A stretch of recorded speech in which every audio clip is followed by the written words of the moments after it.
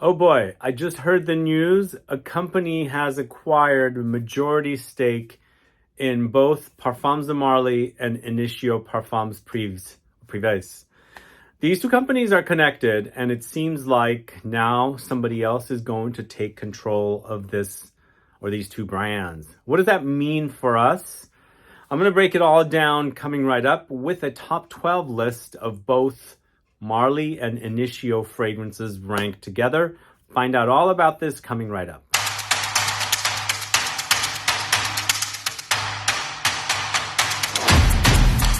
Thanks so much for tuning in. This is Sebastian. Yesterday we're talking about Parfums De Marly. Advent Fund acquires a majority stake in both Parfums De Marly and INITIO Parfums. So both of the brands are now sold at Neiman Marcus here in San Francisco. So they have gone pretty big. So I guess it's time for them to be taken over by another company. And I think that's why this happened. Usually what happens with a lot of different brands, last year we had Byredo get acquired by, we initially thought it was L'Oreal, and that was all the reports. And then it turned out to be Puig that acquired Byredo. And then now we've got these two companies, which are basically owned by the same parent company, acquired by Advent Fund. So I've got the article printed here. I'm going to read it to you. Parfums De Marly and INITIO Parfums Prives, Advent Fund acquires majority stake. American fund Advent International has acquired a majority stake in the two French niche perfume brands, Parfums De Marly and INITIO Parfums Prives. The amount of the deal was not specified. Founded in 2009 by Julian Sprecher, the Parfums De Marly label belongs to the independent Sprecher Barrier Group of companies, which also includes the high-end fragrance brand INITIO Parfums Prives, launched in 2015. Parfums De Marly, which is sold in 1,200 multi-brand stores around the world and its own boutiques in Paris, London, and Dubai, achieved sales of $262 million in 2022, an increase of 51%. As for INITIO, which opened its first shop in Paris a year ago, which I got to go, by the way, no sales figures have been released. The unisex brand, which describes itself as a neo-perfumery label, is nevertheless present in around 50 countries, including the United States. By the end of 2023, Sprecher Barrier Group of companies, headquartered in Dubai, United Arab Emirates, expects retail sales to reach 500 million. Julian Sprecher will remain the group's executive chairman and creative director and will also retain a minority stake described as significant. In the beauty sector, Advent International has invested in selective German perfumeries Douglas, owner of Nocibé, and in 2021 created Orvion, a structure which houses the makeup and skincare brands Laura Mercier, Buxom, and Bare Minerals, acquired from the Shiseido Group. Its arrival as majority shareholder will accelerate international expansion of Parfums De Marly and INITIO Parfums Prives and straighten their omni-channel presence. So to me, this company is, Advent Fund, is reminding me of the Manzanita Group, who owns the brands Diptyque, many other beauty brands, and they also owned Byredo, which sold Byredo to Puig. So that's what the Advent Fund company is reminding me of. But they have these majority stakes in the Nocibé and Douglas stores. So most likely, since they control these different brands now, I'm assuming Marly and INITIO will end up in those stores. Will they? I don't know. But me personally, I discovered Marly in around 2013. So I guess 4 years after they launched. And I discovered for the first time on a trip to Lisbon, INITIO Parfums at a perfume shop in 2017. So I didn't discover them right away. And then, as I was saying, they are now out there. Both of the brands are selling at Neiman Marcus. You can walk in and buy their fragrances. But me personally, I have kind of fallen out of love with these brands. I've spoken a ton about them in the past, not only in my previous channel, on this channel. The first fragrance I bought from The Marly brand was Herod, still remains my number one favorite fragrance from Parfums De Marly. And the first fragrance I reviewed on the channel for Initio was Rehab.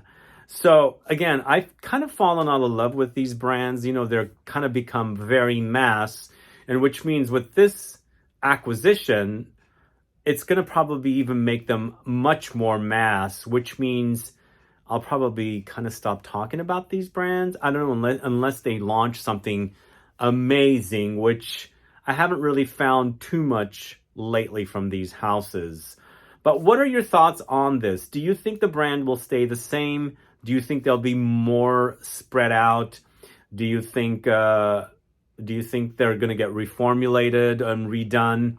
Will their juice get weak and things like that? Because I get complaints all the time about people saying, oh man, that fragrance is no longer what it used to be. It's been reformulated and things like that. So does this mean it will happen now even more with the fact that this company has acquired a majority stake in both Parfums De Marly and Initio Parfums? Let me know your thoughts. Put a comment down below. I wanted to find out how much they acquired it for. Damn, that has not been revealed. Maybe it will be revealed by the time this video airs. But the fact that they're going to make around $500 million, I don't know. I don't know how much they would pay for the company. I'm not a mathematician and an economist and things like that, so I can't really say. But that number would have been great to know. But either way, this is happening a lot lately. The more niche brands come out, and the wider the older niche brands, you know, get spread out, the more they're going to be, you know, bought out and things like that. Like Byredo last year, Creed recently, and a bunch of other brands here and there. So let me know what your thoughts are on these developments with Marly and Initio. Put a comment down below. And so let's go ahead and get started with the ranked list. It's 12 different fragrances from both houses. I've got 6 Marly and 6 Initio Parfums. We're going to get started with the first one at number 12. Going to the house of Marly, it's NISEAN, this one right here. Now, NISEAN is a very underrated fragrance from this house. It's a patchouli amber fragrance, and a really good one at that. It is a really beefy fragrance, really intense and really overwhelming, and just the kind of fragrance I like from this house. It's ranked lower because I like the other fragrances more, obviously. And also, I have fragrances like this, and it was more of a late discovery for me, but still, it's a great fragrance if you like the idea of ambery, woody, earthy patchouli. But it's woods, patchouli, saffron, labdanum, pink pepper, floral notes, and olibanum. It's the labdanum that creates that kind of ambery touch here. There's spices, floral touches, the olibanum. It's got a bit of, you know, incensey touch here, leathery touches as well with the saffron, but it's all about patchouli and amber together. So that's NISEAN from the house of Marly. And then the next fragrance at number 11 is GREENLEY.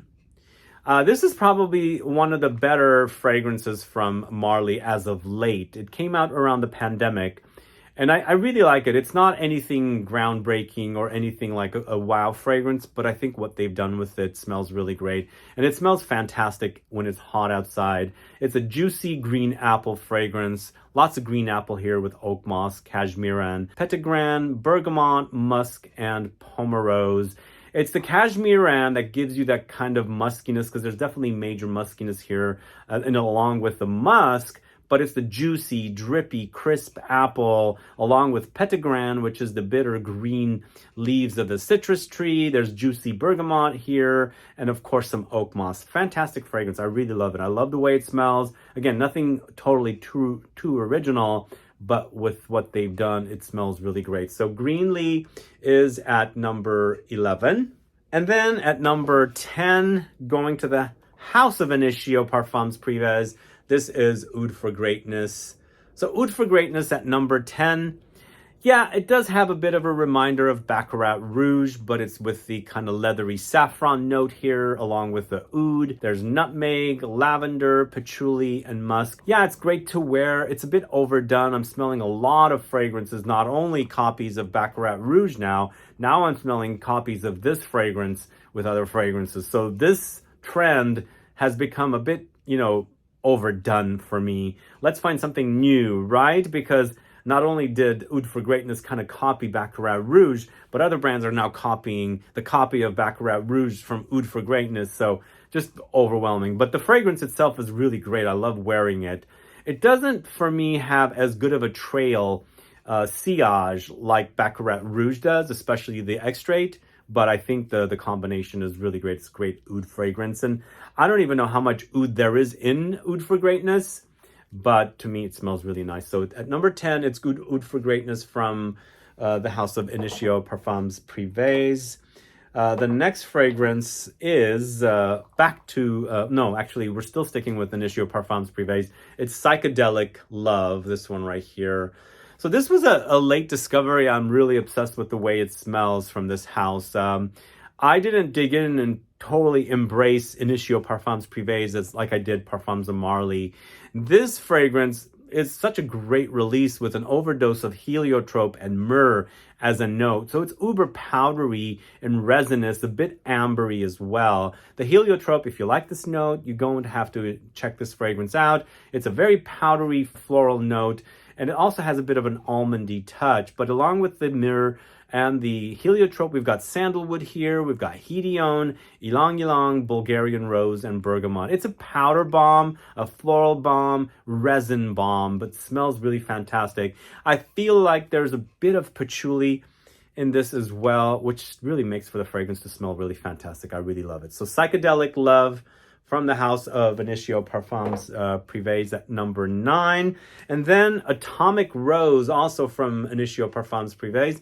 This was a great fragrance. It does have that kind of Baccarat Rouge-y kind of DNA once again, but not as out there as Oud for Greatness. It's a bit more hidden in here, but I like it when it pops a little bit, which I quite like. But it's a rose bomb. It's called Atomic Rose, obviously. It's got Bulgarian rose, Turkish rose, along with Hedione, pink pepper, bergamot, jasmine, vanilla, and amber. And those of you that don't know Hedione, Hedione smells like jasmine. It's been used, I guess, for the first time with Eau Sauvage back in the 60s. But I quite like this note in fragrances, and it seems like INITIO Parfums Prives uses it quite a bit in their fragrances. And Atomic Rose smells really, really great in the summertime, in the heat, the humidity. It has great longevity when it's hot outside, and I like that when that light Baccarat Rouge reminder kind of pops through and kind of appears along with all the rosiness. And the rose, for me, has greenness, like the stemminess of the rose appears as well. It's a great scent. So Atomic Rose at number 8 from the house of INITIO Parfums Prives. And then sticking with INITIO Parfums Prives, it is the first fragrance I reviewed from INITIO Parfums Prives. You can go search my channel, and the one that the oldest one will be this fragrance. It's Rehab. So when I first discovered this brand and this fragrance, I instantly thought, what's their connection with Parfums De Marly? Because this Rehab smells like a Parfums De Marly fragrance. From what I have heard, Parfums De Marly is Julian Sprecher. INITIO Parfums Prives is the wife of Julian Sprecher. I guess they both have their own brands, and she manages this brand. The main guy manages Marly. But either way, this is, when I first smelled this, I instantly thought Parfums De Marly. And yeah, it reminds me of it. But this is a tobacco fragrance, or actually, I shouldn't say it's tobacco. It reminds me of tobacco, but it's not tobacco. I don't know why I get tobacco with this one. There's lots of aromatics with lavender, bergamot, sandalwood, musk, vetiver, cedar, patchouli, and Guaiac wood. But when I'm wearing it, something tobacco-ish appears, and I like that about it. But lots of aromatics, earthiness from patchouli, grassiness and woods, and some citruses. Rehab is great at number 7. That is from the house of INITIO Parfums Prives. And then the next fragrance going to the house of Parfums De Marly, back to Marly. It's OAJAN, this one right here. OAJAN is probably the second fragrance I bought from this house. It was Herod first, then OAJAN. OAJAN was popular around 2014. Everybody was comparing it to Ombre Narguilé, but with a lot more potency, which I agree. Marly fragrances have been pretty potent all along, except some of them can be, like Herod is not uber potent like this, but but I absolutely love the way Harrod smells. But this one, to me, it's a spicy holiday-ish vibe gourmand fragrance. It smells super fantastic. It reminds me of like honey drizzled baklava with cinnamon spice all over it, because it has that kind of a quality, but it's cinnamon, honey, tonka, benzoin, osmanthus, vanilla, labdanum. Really super delicious. OAJAN from the House of Marly is at number 6. And then at number 5, going back to INITIO Parfums Prives, this is Musk Therapy. I love musk fragrances, and I love clean musk fragrances. This is super clean and fruity, and that's what I like about it. Also, you can totally liberally spray in the heat of the summer. It smells fantastic. You will feel clean, even though all that sweatiness will make you feel icky, kind of. You know, you sweat when you get out in the heat and humidity. This stuff has that kind of clean feel, and I love that about it. But it's musks, blackcurrant, bergamot, mandarin orange, white sandalwood, magnolia, Hedione again. Hedione appears all the time, a lot of times, I should say. But this stuff is really great. If you like the idea of clean, fruity musks with a bit of greenness in there, definitely try Musk Therapy from the House of INITIO Parfums Prives. So the next fragrance at number 4 is actually a tie, because we've got a exclusive version and a regular version. We're talking about Layton and Layton Exclusive. I put them together here because I find them kind of similar. Obviously, it's a flanker of one another. Layton, to me, is a very lavendery fragrance and woody as well. It's bergamot, lavender, geranium, vanilla with some precious woods, caramelized coffee. And basically take that with the exclusive and add some funk to it. There's definitely a bit of animalic touch here, a little more beastly, in that it has a beastly quality because of the animalic touches. A great scent, and I feel like Layton and Layton Exclusive are definitely really solid releases from the House of Parfums De Marly, and that's at number 4. And at number 3, going back to Parfums De Marly, we are with Carlisle. And if you guys didn't know, Carlisle to me reminds me of red tobacco. Carlisle came first. When I did a video in the Paris boutique for Parfums De Marly back in like 2016, I believe, that's where I discovered Carlisle, and at that time, it was an exclusive fragrance to only the Paris and London boutique. Instantly got it there because I really loved it. Then Red Tobacco came out, and then there's a fragrance, I believe, called Arrakis from the House of Tiziano Terenzi. All three smell very similar to me. But Carlisle means a lot to me because I absolutely love it. To me, it reminds me a bit of Layton and Harrod mixed together with sandalwood, vanilla, green apple, saffron, tonka beans, and nutmeg. It's also super potent, very, very long-lasting, and I really love this fragrance. It smells really, really great. Yes, I've gotten a bit tired of these fragrances because I've worn quite a bit of them a long time ago.